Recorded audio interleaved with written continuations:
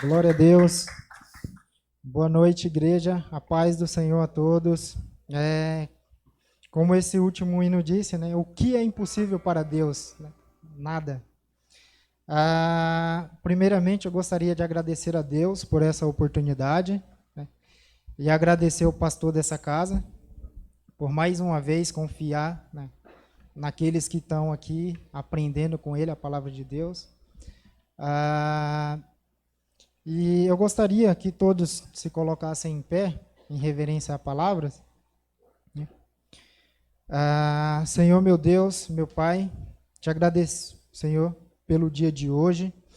Te agradeço pela oportunidade de estar aqui junto com meus irmãos, louvando a Ti. Te agradeço também, Senhor, pela nossa saúde, pela nossa paz interior que o Senhor nos proporciona, mesmo nos momentos de dificuldade. Eu desejo também, Senhor, que o Senhor abençoe os meus irmãos que estão aqui presentes, os que estão assistindo.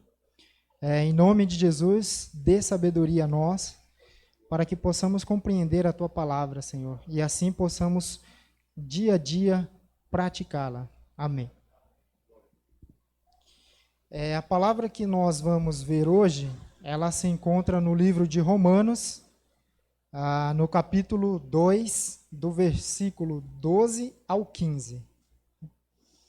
A gente vai ver um pouquinho do que Deus reservou, né, para os gentios, ou seja, nós. A palavra começa assim: todos aqueles que pecam sem conhecer a lei de Deus se perderão sem essa lei, mas todos aqueles que pecam conhecendo a lei serão julgadas por ela. Porque as pessoas que Deus aceita não são aquelas que somente ouvem a lei, mas aquelas que fazem o que a lei manda. Os não-judeus não têm a lei, mas quando fazem pela sua própria vontade o que a lei manda, eles são a sua própria lei. Embora não tenham a lei, eles mostram pela sua maneira de agir que tem a lei escrita no seu coração. A própria consciência deles mostra que isso é verdade. E os seus pensamentos, que às vezes os acusam e às vezes o defendem, também mostra isso. Né? Nessa palavra, essa semana eu estava pensando muito sobre essa palavra, né? E foi o que Deus me deu para trazer aqui para a igreja. Então aqui, nesses versículos, a gente vê que a lei de Deus, ela também está presente naqueles que ainda não são convertidos a Cristo, né? Por isso, a gente vê, a gente sabe, né? A gente que trabalha na faculdade, em algum lugar, a gente convive com vários tipos de pessoas e aqui e ali você acha uma pessoa honesta, de bom caráter. E a gente percebe que ela é diferente em alguns aspectos com relação à cultura mudando, aos costumes mudando. E exatamente nesse versículo a gente vê que existem pessoas de bom caráter e ainda não são convertidos, mas isso significa que eles não são pecadores. Eles ainda não conhecem a lei de Deus, não se converteram a Cristo. No entanto, a gente sabe que esse bom, né, comportamento possa ser que seja em alguns aspectos, em outros não. A gente sabe que esse comportamento ele é baseado na lei de Deus, né? Que ao fazer toda a sua criação, ele já deixou escrito no coração de cada ser a sua lei. Isso é evidente porque a gente já sabe que da natureza humana não vem nada de bom, nada se aproveita. Mas como a própria palavra de Deus diz, todo aquele que peca sem a lei também perecerá. Pois é preciso declarar ao mundo e aos seus verdadeiros donos, que são os principados e potestades espirituais, né, que governam o nosso mundo.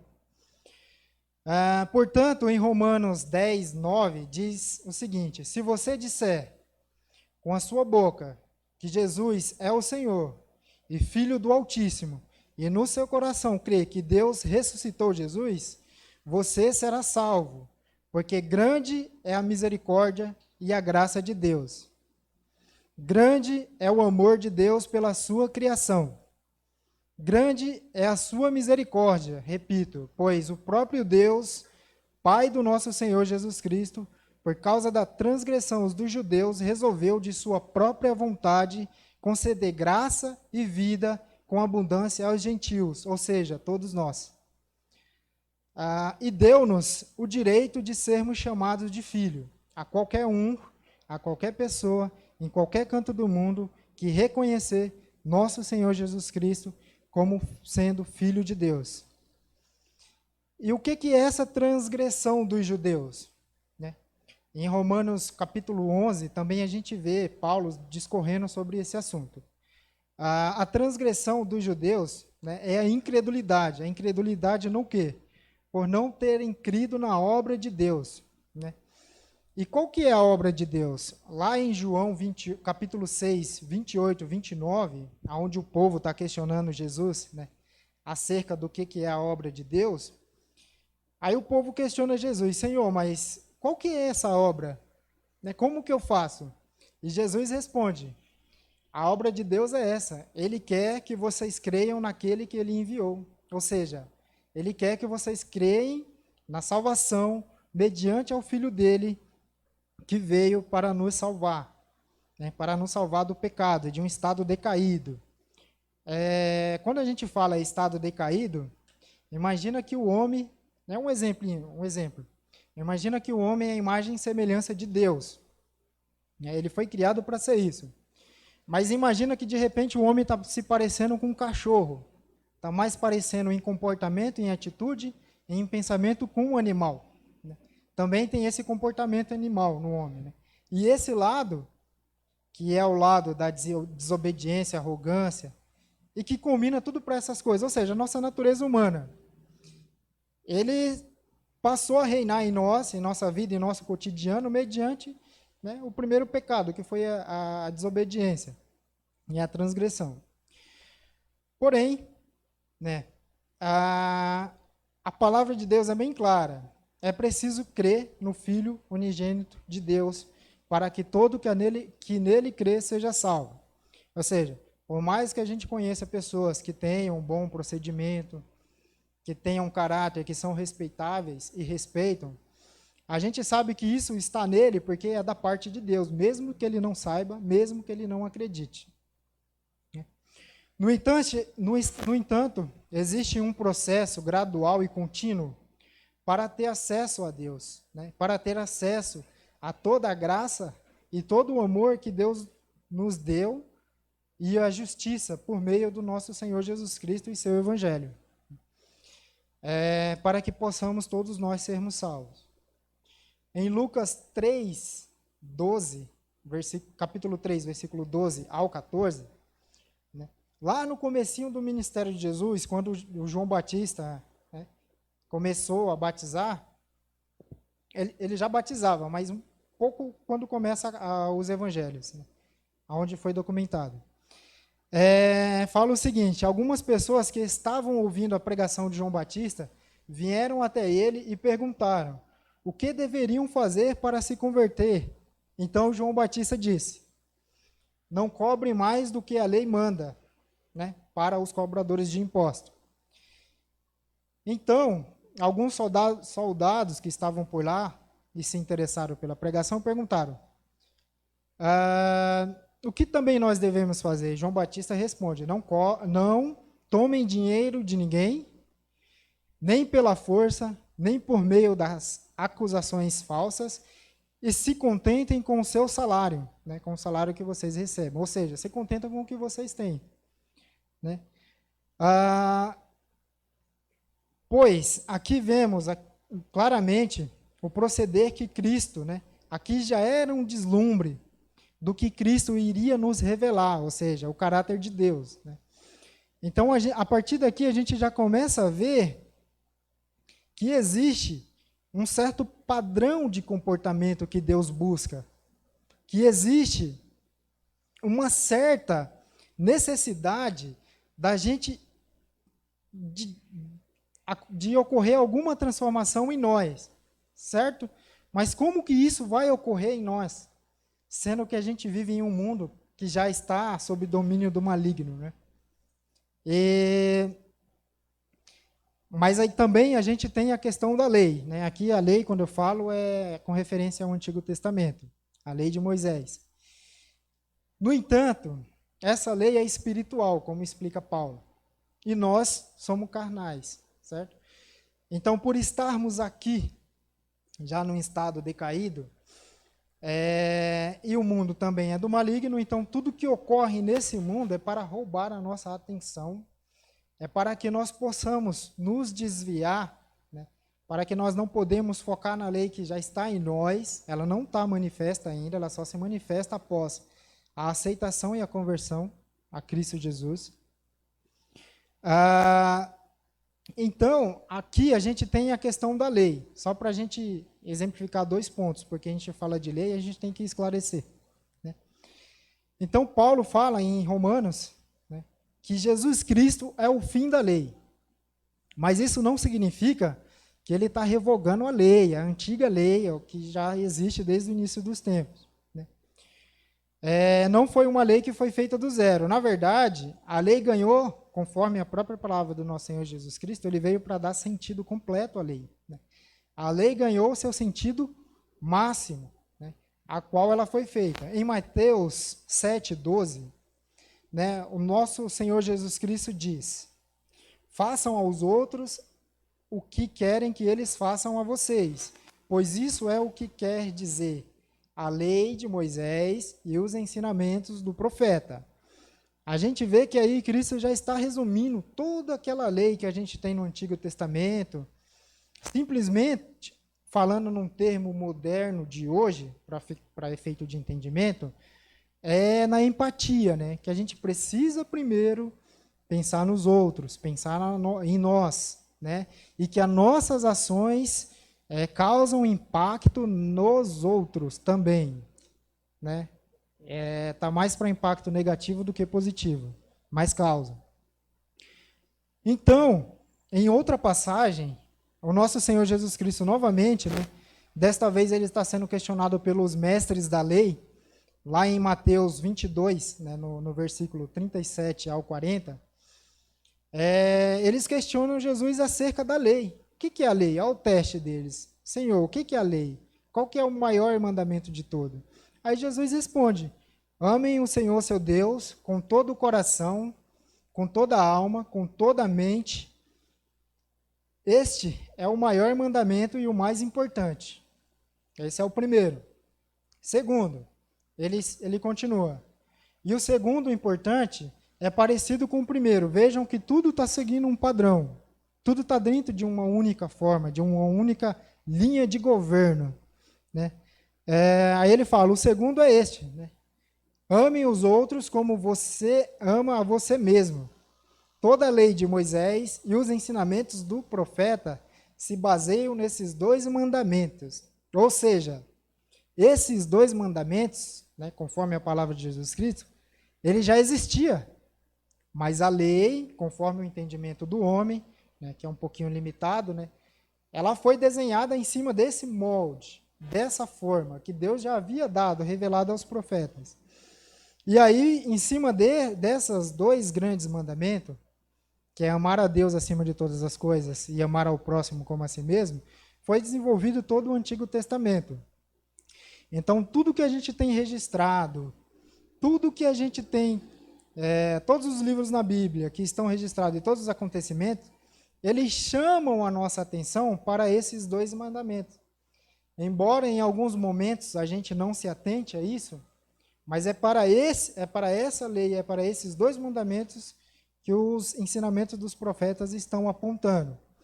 Claro que naquela época não estava muito bem claro essa visão, né? A gente vê que Isaías fala muito acerca disso, né? Que virá o tempo aonde aparecerá um servo, aonde não julgará pelo ouvir, né? Pelo ouvir falar, ele não pisará vamos falar assim, no galho que está quebrado, abatido, ou seja, ele não pisará na pessoa que já está caída, muito pelo contrário, né? Ele vai ajudar a levantar. Então, isso a gente vê que já está apontando para esses 2 mandamentos. Então, como podemos ver, né, a lei foi resumida nesses 2 mandamentos a partir do ministério de Jesus, né, que possibilitou, aí sim, né, que possibilitou a Deus revelar o sentido total da lei, que é pegar também os gentios. Ou seja, todo aquele que crê no Filho de Deus, né, no nosso Senhor Jesus Cristo, também será salvo, não somente os judeus. Que se a gente for ver um pouco à frente no livro de Romanos e em Hebreus, né, os judeus são a oliveira cultivada, ou a roseira cultivada, e nós somos a roseira brava, ou a oliveira brava, que foi enxertada na roseira cultivada. Né? Por quem? Pelo trabalho, né, que foi desenvolvido pelo nosso Senhor Jesus Cristo. Pois ele conciliou o mundo e toda a criação de Deus com Deus através do seu sacrifício. Então aí a gente vê o sentido completo da lei. Pois Deus, em sua sabedoria, como diz o Senhor Jesus Cristo, ele revelou isso, essa preciosidade aos pequeninos, não aos intelectuais, aos grandes, aos doutores, pois precisa ser algo simples, para ser acessível por qualquer um. Em qualquer parte do mundo, sem contar tempo, local ou qualquer outra coisa. Precisa ser simples. Para ter acesso a Deus, é simples. Esse é o primeiro ponto. Né? Em Romanos 10, 4, né, é onde está escrito que a gente vê que o fim da lei é Jesus Cristo, mas para quê? Para a justificação de todo aquele que crê no Filho de Deus. Né? Esses 2 pontos a gente precisava esclarecer para poder seguir. Então a gente adentra no ministério da graça, né? Que é mediante o Evangelho, mediante ao nosso Senhor Jesus Cristo. O Evangelho em si, ele é a justiça de Deus. E o nosso Senhor Jesus Cristo é a imagem de Deus. O ministério da graça, ele exige que você tão somente creia. Né? E a partir daí você receberá o selo de Deus enviado pelo nosso Senhor Jesus Cristo, que é o Espírito Santo, né? Que será o nosso auxiliador. Ou seja, ele é o seu consolador, né? O que entregará, o que converterá as suas palavras, os seus pensamentos em adoração, em oração, em petição ao nosso Senhor Jesus Cristo, né? No nome dele. E mediante a Jesus Cristo, né, que entrega tudo ao nosso Pai, né, que nos concilia, que nos defende, né, que defende a nossa causa. E que também é o Espírito Santo que nos dá paz no momento de aflição. Só quem vive isso, só quem fala disso, só quem vive, é que sabe o que significa essa paz, pois ela não dá para ser explicada, a gente não consegue explicar. Ela dá para sentir. Né? Você vai vivendo e vai aprendendo com a experiência que a fé lhe proporciona. Guarde muito bem isso. Né? Pois para a gente estar na orientação de Deus, no centro da vontade de Deus, a gente também tem que praticar o que o Evangelho nos ensina. O Espírito Santo também nos dará forças no momento em que nós não conseguimos mais pela nossa própria mão, no momento onde nós não achamos ânimo, no momento onde a gente acha que está tudo perdido. E é aí que o Espírito Santo entra em ação. A gente também é ajudado em questões intelectuais. Né? Quando você passa a confiar demais no seu intelecto e você vê que determinadas situações você não consegue, está muito longe do alcance da sua mão, e aí que entra a providência divina de Deus, né? Mediante as petições que nós fazemos pela oração. O Espírito Santo também, ele é responsável por nos dar o bom ânimo. Né? O bom ânimo, ânima, é o que dá vida, é o que dá movimento, é o que dá força. Né? É através do Espírito Santo que nós conseguimos o bom ânimo para continuar na caminhada da fé. E também o Espírito Santo, ele sonda todos os corações, seja lá de quem for, todos os pensamentos ocultos. E tudo isso será, né, a gente sabe que Deus tem ciência de tudo isso, e aquele ditado, né, tudo que você disser poderá ser usado contra você. Mas não se enganem, né, a gente vê que o amor de Deus é grande, que ele fez tudo isso para conseguir alcançar, né, toda a sua criação. Deus quer que não se perca ninguém, né? Portanto, a gente vê que a lei é santa, os mandamentos são justos. É o homem que é mau, né? É o homem que é ruim. Você não pode julgar a lei por um mau comportamento de alguém, não é verdade? Mas a lei é maior que nós, a lei é maior que o céu, é maior que a terra, pois a palavra fala que tudo irá acabar, menos a lei. A lei permanece, ela é eterna. Ela tem que ser eterna, porque o reino de Deus é eterno, Deus é eterno, né? Em Romanos 14, né, capítulo 14, versículo 12, o apóstolo Paulo ele fala o seguinte: cada um de nós prestará conta de si mesmo a Deus. Aqui é bem interessante, nós somos cristãos, né? Então o que nos orienta é o evangelho do nosso Senhor Jesus Cristo. Então vamos fazer uma comparação com o mundo. Se algum dia você já foi líder de uma equipe, de alguma empresa, ou seja lá em qual cenário for, você vai ouvir um jargão popular falando assim, ó, você não pode fazer isso a determinado fulano, porque senão você vai ter que fazer a Beltrano. Olha o que a palavra de Deus fala. Cada um de nós prestará conta de si mesmo a Deus, né? Isso, mundanamente, é conhecido como a tal da meritocracia. Mas nós, como somos cristãos, nós cremos na meritocracia como forma de justiça, pois ela é divina, nós estamos vendo aqui na palavra, né? O mundo acredita, boa parte das pessoas do mundo acredita que a meritocracia foi algo criado para fazer um balanceamento num sistema político mundano que não é compatível com todo mundo. Mas, enfim, esse é um detalhe que não nos interessa. Aqui a gente vê que Deus ele nos julgará conforme nossas ações, palavras, atos e pensamentos. Então é comum a gente ver o mundo falar assim que a gente não pode beneficiar todos, ou pelo menos aquele que faz jus, né? Aquele que vai lá, se esforça, trabalha, que derrama o seu suor. O mundo diz que a gente não pode beneficiar porque os outros vão achar ruim. Olha para a lei de Deus.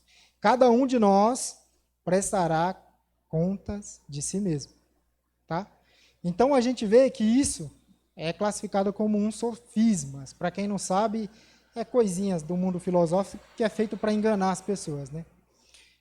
Então a gente sabe que a lei divina, que a lei que rege todo o universo e toda a criação, ela é uma só e não tem várias vertentes, ela não tem dois lados, ela não tem dois pesos. Ou seja, quando você faz um papel de líder, né, seja lá qual for a área, como Deus está mostrando aqui através da sua palavra, cada pessoa será julgada conforme as suas ações. E também é justo. Agora, a gente deve se perguntar o outro lado da moeda. Será que todas as pessoas estão maduras o suficiente para entender isso? Essa é a grande questão, né? Então a gente vê que tem enganação nesse tipo de jargão popular e que a gente só vai conhecer nós, cristãos, crente no nosso Senhor Jesus Cristo, que a gente deve ser orientado por qual? Pela lei do mundo ou pela lei de Deus, né? Então está aqui o nosso farol, a nossa luz, né? Aqui também a gente vê, como já dito anteriormente, né, que a humanidade, ou seja, a natureza humana, ela é corrupta. Então a gente vê que tudo conspira para o homem cair, né? Tanto que a palavra fala que o inimigo anda ao nosso derredor, caçando a quem possa tragar. Então, já cientes de que o mundo é do maligno e tudo vai conspirar para a nossa queda, né, até o que parece bem, bom, cheiroso, agradável num primeiro momento, é assim que se apresenta a tentação na vida do cristão. Não vai aparecer um capeta chifrudo querendo te espetar, não. Não é assim que ele trabalha, tá? Ele vai dar aquilo que você deseja, aquilo que é agradável a você, aquilo que te atrai, né? É assim que o passarinheiro arma o laço dele para pegar. Portanto, em Romanos 6,13, a gente vê aqui a seguinte mensagem: não ofereçam aos seus membros do corpo de vocês ao pecado,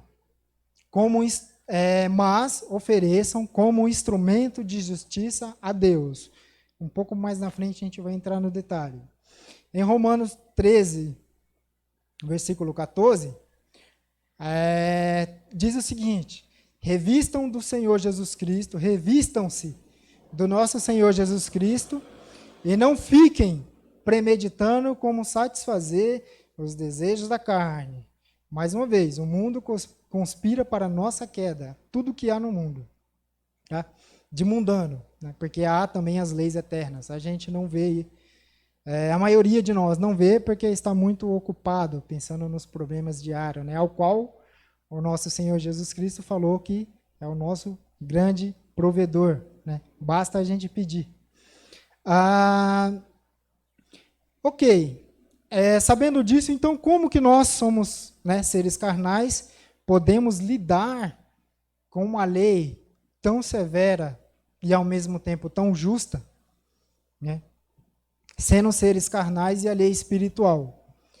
É aí que entra o nosso Senhor Jesus Cristo e também o Espírito Santo de Deus, né, que Ele enviou para nos auxiliar dia após dia na nossa caminhada da fé, né? Então, o Espírito Santo foi encarregado pelo nosso Senhor Jesus Cristo, né, a nos dar suporte total para que possamos nos revestir de Cristo, né, o que é mortal. Cristo é o mortal, é o homem imortal, na verdade, para que nós possamos nos revestir de Cristo, que é o homem imortal, né, que precisa se sobrepor ao homem mortal, ou seja, nós, a carne, o que é carnal.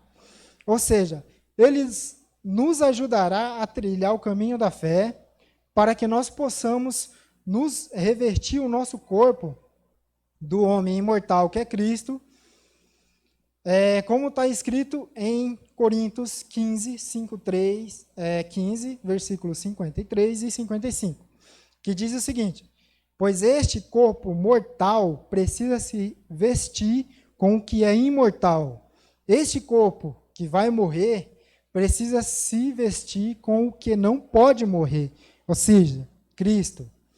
Assim, quando este corpo mortal se vestir com o que é imortal, quando este corpo que morre se vestir com o que não pode morrer, então se cumprirá a palavra que está escrita em Isaías, né, onde diz o seguinte: a morte foi destruída pela vitória. Né? Onde está a morte? Onde está, ó morte, a sua vitória? Onde está, ó morte, o seu aguilhão?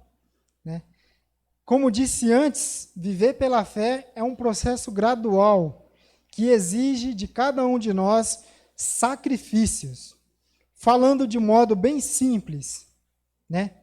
Devemos praticar constantemente, o tempo inteiro, ou seja, enquanto você está acordado, não está dormindo, o desapego, né? Falando de uma maneira simples, né? O desapego ao que nos mantém cativo, ao que nos aprisiona, ao que nos rouba o tempo, ao que nos rouba a nossa atenção, né? Pois devemos liberar tempo em nossas vidas para que tenhamos espaço para meditar também no Evangelho, para que o Espírito Santo possa, né, escrever no nosso coração a lei completa de Deus, a fim de que haja uma transformação em nós. Ou seja, né, aquilo que Jesus falou para Nicodemos, que o homem precisa nascer de novo, é isso, é esse processo de transformação. É onde o homem se torna, né, uma nova criatura em Cristo Jesus, pertencente ao reino do nosso Senhor Jesus Cristo. Então, esse é a circuncisão espiritual de que Paulo tanto fala, né, quando ele compara a circuncisão espiritual com a física. Mas também devemos praticar, né, eu separei aqui 5 virtudes importantes. Se eu esqueci de mais alguma, eu peço que o pastor me corrija, né? Ele tem todo o direito de fazer isso. Se eu esquecer de alguma também, alguém, por favor, se manifestem. Então, eu escrevi aqui 4 grandes virtudes dentro do Evangelho, já depois que a gente está na graça, que nós precisamos praticar o tempo inteiro, para que essa transformação possa ser contínua, né? A fim de que nosso corpo se revista do que é imortal. Né? São eles a comunhão, a misericórdia, a caridade, a esperança e a gratidão. A comunhão, porque é por meio dela que exercitamos e pomos em prática os ensinamentos do Evangelho ensinado pelo nosso Senhor Jesus Cristo. Não tem como você praticar comunhão sozinho. Não tem como você demonstrar que já está maduro na fé sozinho, né? Por isso, nós precisamos nos reunir aqui, na casa de oração do nosso Senhor Jesus Cristo, para praticar a comunhão. É só mediante a comunhão que você é testado, é provado, é melhorado, a fim de que você alcance a maturidade espiritual, né? E também para que haja a transformação no novo ser, no novo homem. Nós temos também a misericórdia, que é a compaixão e a piedade. Então, grande é a misericórdia de Deus, pois foi por meio da misericórdia que Deus teve piedade e compaixão de nós. E nós devemos ter o mesmo sentimento para com nossos irmãos na fé, para que possamos perdoar a quem quer que seja que nos tenha ofendido, para que sejamos encorajados a orar pela vida daqueles que nos ofendem, assim como diz o Evangelho do nosso Senhor Jesus Cristo. Para que a graça também possa alcançar aqueles que ainda não são cristãos e que ele também receba a salvação de Jesus, assim como nós também a recebemos. É justo. Essa é a lei. Né? Nós temos também a caridade, pois esta é uma das virtudes que conduzem ao amor, que conduzem a Deus. Né? Compartilhar gratuitamente os dons e recursos recebidos da parte de Deus, nosso Pai, com o seu próximo, a fim de mais uma vez exercitar o que foi aprendido no Evangelho. Né? O que é dado de graça, o que é recebido de graça, também tem que ser dado de graça. E também diz, Deus se alegra com quem dá de graça, gratuitamente. Né? Como a gente pode ver em Mateus 10, versículo 7 ao 15. E também temos a esperança para renovar a nossa fé dia após dia, na promessa do nosso Senhor Jesus Cristo, que sem sombra de dúvida, né, se cumprirá no tempo apropriado e já determinado por Deus, que será o glorioso dia do retorno do nosso Senhor Jesus Cristo, aonde ele virá resgatar a sua igreja. Nós também temos, por fim, a gratidão, porque Deus, em sua misericórdia, deu o seu Filho unigênito para morrer em morte de maldição, né, que a morte de cruz para os judeus era uma das piores maldições que tinha, conforme a lei. Então Deus deu o seu Filho único para morrer em morte de maldição, ou seja, a pior das mortes que vocês podem imaginar dentro do judaísmo. E também devemos ter gratidão porque nosso Senhor Jesus Cristo se ofereceu, ou seja, ele não foi obrigado, ele se ofereceu de espontânea vontade para vir nos resgatar e não se deteve pela condição de ser Deus. Olha o tamanho da humildade do nosso Senhor Jesus Cristo, pois a palavra é Deus, e a palavra se fez carne entre os homens, né? Então, nosso Senhor Jesus Cristo, ele abriu mão do ser Deus para vir em nosso socorro gratuitamente para a salvação de todo homem e toda mulher da face da terra. Essa é o grande propósito, essa é a grande revelação, que já está revelada gratuitamente aqui. Também a gente vê isso, a gente vê também que Jesus Cristo veio nos revelar a humildade, né?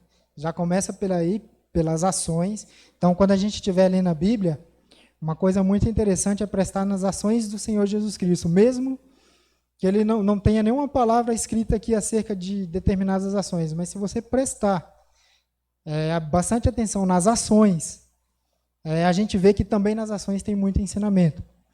Como ele disse àqueles que não queriam crer nele como filho de Deus, né, aos mestres da lei, ele disse, se vocês não creem em mim, então creem nas obras, né? Porque as obras são da parte de Deus. Também nosso Senhor Jesus Cristo veio nos revelar a humildade, né? Veio nos ensinar o que é a justiça, em primeiro lugar, o amor, a verdade e a paz, né? Já estou aqui quase finalizando, só para a gente explicar mais um pouquinho. Então, aqui, referente à gratidão, eu tenho uma pergunta a fazer a todos que estão aqui e aos que estão assistindo. O que mais podemos fazer a Deus além de ser gratos? Alguém tem essa resposta? O que mais podemos exigir de Deus além de sermos gratos? Né? E tem gente que acha que manda em Deus. Né? Tem gente que acha que tem poder para exigir o que quiser de Deus. E olha a lição que o nosso Senhor Jesus Cristo nos deu, né? Sendo Deus, abriu mão dessa condição, se vestiu como um pobre homem para vir ensinar a justiça divina nossa. Né? Além, né, de sermos gratos, o que mais podemos fazer? Aqui a gente vê em Hebreus 12, 8, Paulo disse o seguinte: por isso, sejamos agradecidos, pois já recebemos um reino que não pode ser abalado.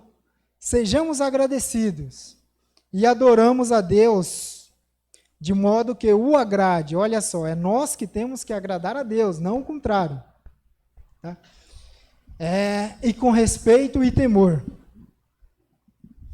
E então, o que nós precisamos fazer para continuar o nosso sacrifício diário para mantermos a nossa fé firme, dia após dia, a fim de que nasça em nosso coração, em nosso corpo, a fim de revestir o nosso corpo do nosso Senhor Jesus Cristo, né? Esse processo é guiado pelo Espírito Santo, conforme a justiça revelada em nosso Senhor Jesus Cristo.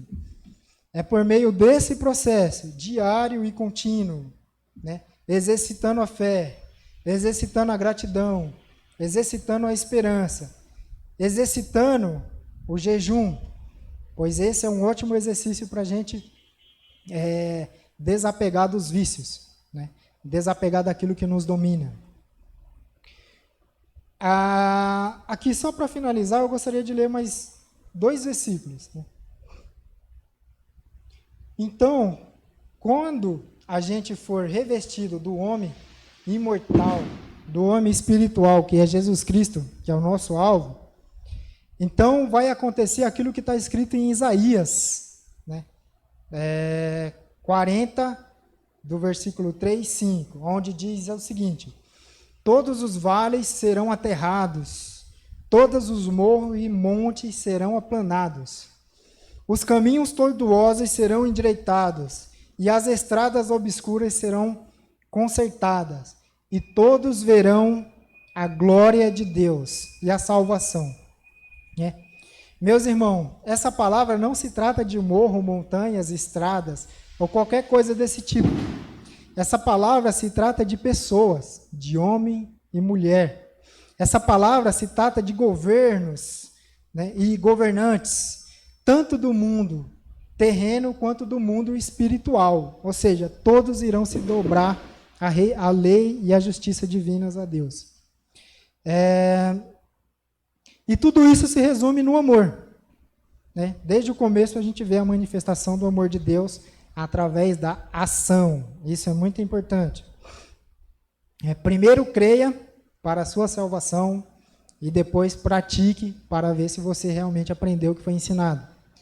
Então, lá em 1 Coríntios 13, 4, 7, Paulo fala o seguinte: o amor é paciente, o amor é bondoso, não inveja, não se vangloria, não se orgulha, não maltrata, não procura seus próprios interesses, não se ira facilmente, não guarda rancor. O amor não se alegra com a injustiça, mas se alegra com a verdade. Tudo sofre, tudo crê, tudo espera, tudo suporta. A gente pode ver isso no nosso Senhor Jesus Cristo, claramente. E só para finalizar, eu queria deixar aqui 1 Coríntios, capítulo 3, versículo 21, 23, onde diz o seguinte: seja cristão ou não, seja convertido ou não, ninguém deve se orgulhar daquilo que as pessoas podem fazer, pois tudo é de vocês. Isto é, Paulo, Apolo, Pedro, este mundo, a vida e a morte, o presente e o futuro, tudo isso pertence a vocês. E vocês pertencem a Cristo. E Cristo pertence a Deus. A gente vê claramente uma forma de governo. Uma justiça superior que o homem por si só não consegue desenvolver e muito menos manter. A gente vê a nossa confusão hoje em dia. E é isso, gente. Gostaria de agradecer a oportunidade dada pelo nosso pastor, Aguinaldo. E eu gostaria de fazer uma oração muito rápida, em agradecimento. Senhor, meu Deus, meu Pai, te agradeço por essa palavra. Eu espero, Pai, que essas palavras tenham sido justas e corretas conforme a tua lei. E que aquilo que não for correto, que seja consertado pelo teu Santo Espírito em quem a ouviu. Eu agradeço que o Senhor abençoe esse ministério, abençoe a vida do nosso pastor, dos nossos obreiros, dos nossos membros. Em nome de Jesus, amém.